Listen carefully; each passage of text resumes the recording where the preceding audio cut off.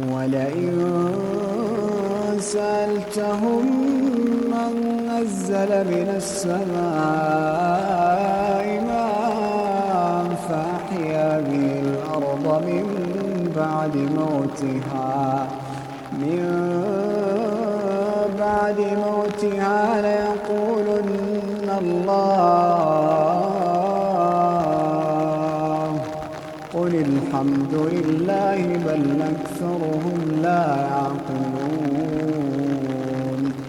بل أكثرهم لا يعقلون وما هذه الحياة الدنيا إلا لهو ولعب وإن الدار الآخرة لهي الحيوان